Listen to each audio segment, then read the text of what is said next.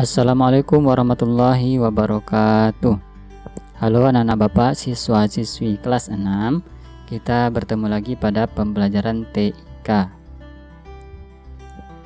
Pada pertemuan kali ini Bapak akan menyampaikan atau memberikan tugas yang terkait dengan PTS semester 1 tahun pelajaran 2020-2021. Jadi tugas praktek untuk PTS anak-anak pada mata pelajaran TIK adalah tentang Microsoft Office Excel. Jadi materi kita adalah tentang Excel, yaitu materi yang sudah pernah kita pelajari pada pertemuan-pertemuan sebelumnya. Untuk tugas prakteknya, waktu yang Bapak berikan adalah mulai hari ini sampai Jumat depan, yaitu tanggal 25 September. Jadi rentang waktu untuk menyelesaikan tugas PTS-nya adalah 1 minggu. Kemudian untuk anak-anak kelas 6, Bapak ingatkan supaya mengecek kembali tugas di classroom yang belum diserahkan. Nah, jadi masih banyak Bapak lihat yang belum menyelesaikan tugasnya. Bapak harap untuk menyelesaikan tugasnya, terutama tugas UH1 dan UH2. Bapak harap anak-anak untuk menyelesaikan tugas tersebut bagi yang belum menyelesaikan. Anak-anak tinggal mencek saja di classroom.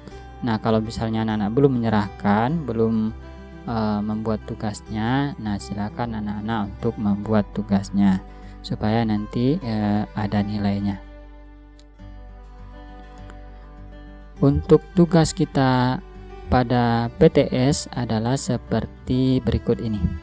Nah, anak-anak tugasnya adalah membuat tabel seperti ini, daftar nilai mata pelajaran kelas 6. Nah, di sini ada tabelnya, nomor, kemudian mata pelajaran, ulangan, PTS, UAS, kemudian jumlah, kemudian rata-rata, dan yang terakhir adalah keterangan lulus atau tidak. Nah, Bapak akan jelaskan. Di sini ada 8 buah mata pelajaran, ada 8 baris. Kemudian di sini ada 3 nilai ulangan, kemudian nilai PTS, kemudian nilai UAS. Ini nilainya anak-anak salin nilai ini persis sama. Ya, jadi nilainya disalin nilai ini. Kemudian untuk bagian jumlah, kolom jumlah, kita akan menggunakan fungsi penjumlahan, yaitu fungsi sum. Jadi anak-anak tinggal melakukan penjumlahan di sini. Jadi yang dijumlahkan itu adalah ulangan, PTS, dan UAS. Nah, jadi yang dijumlahkan itu adalah sel C9 sampai E9. Caranya adalah, nah mungkin anak-anak masih ingat kita sudah pernah melakukan penjumlahan. Caranya adalah kita ketik sama dengan, kemudian kita ketik sum. Nah, sum itu untuk penjumlahan, kemudian buka kurung, dan kita blok pada sel C9 sampai E9. Kita blok di sini, kemudian kita tutup kurung, dan tekan tombol Enter. Nah, sudah selesai. Selanjutnya, pada rata-rata, caranya sama. Anak-anak tinggal mencari rata-rata dari ulangan, PTS, dan UAS. Untuk rata-rata, fungsi yang digunakan adalah fungsi average. Nah, jadi anak-anak tinggal mengganti teksnya menjadi average. Kalau jumlah itu kan sum. Nah, kalau untuk rata-rata teksnya adalah average. Tulisannya itu average. Jadi anak-anak silahkan kerjakan.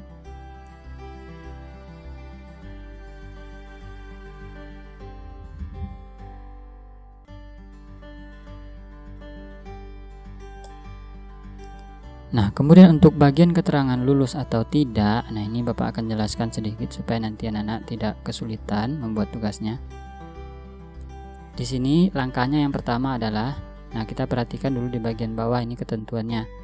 Untuk kolom keterangan, ketentuannya adalah nilai lebih dari 74 sama dengan lulus. Nilai 74 ke bawah berarti tidak lulus. Nah, kita akan buat di sini keterangannya. kita klik terlebih dahulu sel H9, kemudian kita klik di bagian sini insert function ini. Nah, di sini select a function. Nah, kita cari yang if. Nah, kita cari yang if, kita klik if, kemudian kita klik OK. Nah, nanti akan muncul function argumen, kotak function argumen. Nah, ini di sini ada 3 isian, 3 form isian yang harus kita isi. Nah, di sini yang pertama adalah logical test. Logical testnya itu adalah ketentuan dari fungsi yang ingin kita gunakan, yaitu yang ini. Nilai lebih dari 74 lulus, sedangkan 74 ke bawah tidak lulus. Nilai yang kita ambil di sini adalah nilai rata-rata. Jadi nanti yang akan kita klik adalah rata-ratanya. Kita klik rata-ratanya. Nah, sudah. Kemudian kita ketik lebih dari 74. Nah, lebih dari itu kemarin sudah Bapak ajarkan letaknya di tanda baca titik.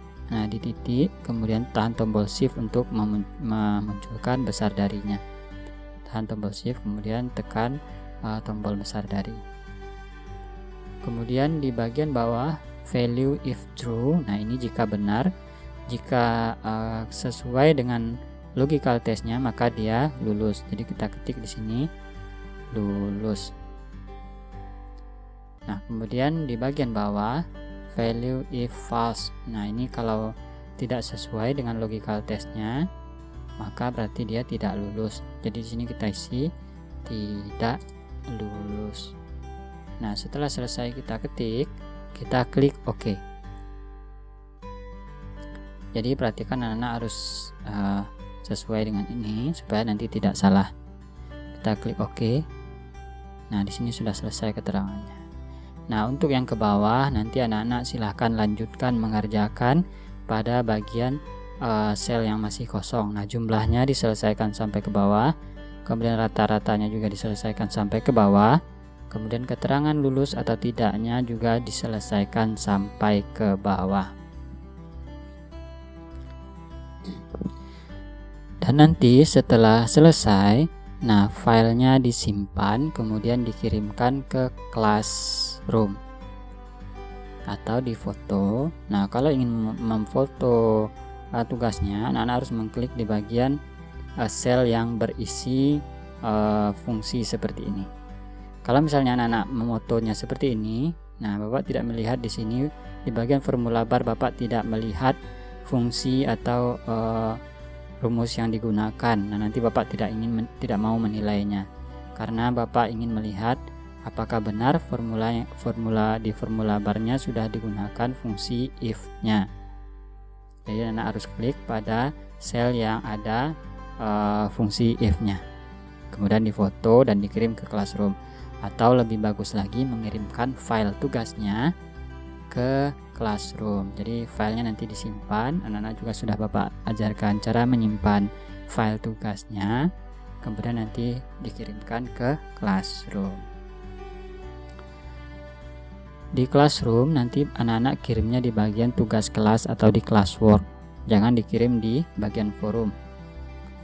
Nah, silakan nanti anak-anak kerjakan PTS-nya. Dan untuk UH1 dan UH2 yang belum mengerjakan, Bapak harap anak-anak untuk segera mengerjakan. Baiklah anak-anak, cukup sampai di sini. Bapak ucapkan selamat mengerjakan PTS-nya. Bapak ucapkan assalamualaikum warahmatullahi wabarakatuh.